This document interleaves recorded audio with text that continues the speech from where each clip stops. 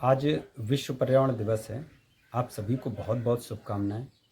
और पर्यावरण संरक्षण के लिए हमें जागरूक रहना होगा और लोगों को भी जागरूक करना होगा। हम विश्व पर्यावरण से संबंधित कुछ तथ्य लाए हैं जिन पर हमें ध्यान देना होगा। सबसे पहली बात करते हैं कि हमें वृक्षारोपण करने की बहुत ज़्यादा आवश्यकता है। वर्तमान में बढ़ते हुए तापमान को यदि हमें रोकना है तो सबसे बड़ा उपाय है कि हम वृक्षारोपण करें। और वृक्षारोपण करने के लिए अपने से जो छोटे हैं या अपने से बड़े हैं उनको प्रोत्साहित करें, उनको प्रेरित करें। और इसके लिए हम लोगों को समझाएं, एक पौधा स्वयं लगाएं और लोगों को भी जागरूक करें। हम इस वर्तमान में कोल्ड ड्रिंक के माध्यम से या विभिन्न माध्यमों से हम पन्नी का, प्लास्टिक का बहुत ज़्यादा उपयोग कर रहे हैं। ऐसे यत्न करने चाहिए जैसे हमें मार्केट जाना है तो हम प्लास्टिक की पन्नी का यूज ना करके अपना कोई कपड़े का या कैसे भी झोला जूट का लेकर जाएं और उसी को बार बार यूज करें तो प्लास्टिक के उपयोग को कम कर सकते हैं। हम यदि पीने के पानी के लिए प्लास्टिक की बोतल का इस्तेमाल कर रहे हैं तो वहाँ पर हमें ध्यान देना होगा कि हम स्टील की या कॉपर की बोतल का यूज करें, जिससे हम प्लास्टिक के बढ़ावा को हम कम कर सकते हैं। क्योंकि माइक्रो प्लास्टिक विलियन में मिलकर कैंसर जैसी बीमारी उत्पन्न करती है और इससे हम बच सकते हैं। हमारे लिए इस समय स्वच्छता भी बड़ा विषय है और स्वच्छता के लिए हमें काम करना होगा कि हमें आसपास अपने सफाई रखनी होगी। कोशिश करना होगा कि छोटे मोटे कोई पौधा अगर हो सके तो लगाएं और आसपास गंदगी ना फैलाएं।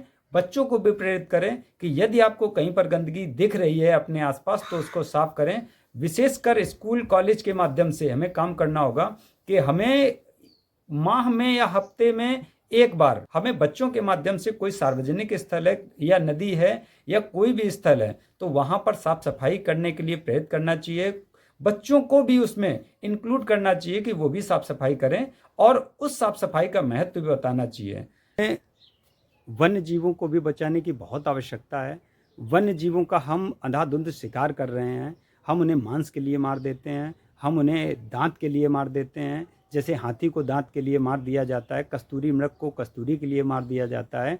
तो इन पर सख्त कानून बनना चाहिए और हमें लोगों को इसमें जागरूक करने की भी आवश्यकता है कि हम लोगों को जागरूक भी करें। हमें वनों की कटाई को भी रोकना चाहिए, जिससे जो बढ़ता हुआ तापमान है इससे भी हम बच सकते हैं। और बारिश में भी वन सहायता करते हैं, इससे भी बचा जा सकता है। वर्तमान में सबसे ज़्यादा कृषि में केमिकल का उपयोग हो रहा है, इंसेक्टिसाइड के रूप में, पेस्टिसाइड के रूप में, हर्बिसाइड के रूप में। किसानों को जागरूक करना होगा कि आप इस इंसेक्टिसाइड, पेस्टिसाइड, हर्बिसाइड का उपयोग कम करें। जैविक जो भी खाद हैं, फर्टिलाइज़र हैं, इनका उपयोग ज़्यादा करें। इंसेक्टिसाइड का जैविक भी इंसेक्टिसाइड आप बना सकते हैं, पेस्टिसाइड बना सकते हैं और यहाँ पर आप हर्बिसाइड भी बना सकते हैं। इनका प्रयोग करें क्योंकि यही केमिकल जब हम इसमें खेतों में यूज करते हैं तो यह पानी में जाकर और हमारे शरीर में दोबारा वापस आ जाता है। जंतुओं को भी नुकसान पहुंचाता है, कीट को भी नुकसान पहुंचाता है, जिससे कीट भी धीरे धीरे, जो अच्छे कीट हैं वह भी समाप्त होते जा रहे हैं। तो हमें आवश्यकता है कि हम इस बढ़ते हुए केमिकल के प्रयोग को रोकें और जैविक खेती के ऊपर हम कार्य करें। और हमें काम करना होगा ऊर्जा संरक्षण के लिए। हम पेट्रोलियम को बचाना होगा हमें, और इसके लिए हमें इलेक्ट्रिक व्हीकल का अधिक इस्तेमाल करना होगा। साइकिल का भी, अगर छोटी दूरी आपको तय करनी है तो आप साइकिल का उपयोग कर सकते हैं। हमें हाइड्रोजन ईंधन पर भी कार्य करना होगा।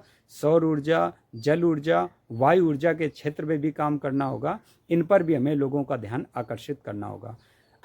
हम देखते हैं कि लोग जो भी गार्डन की पेड़ पौधों से पत्तियां गिरती हैं उन पत्तियों को लोग जला देते हैं।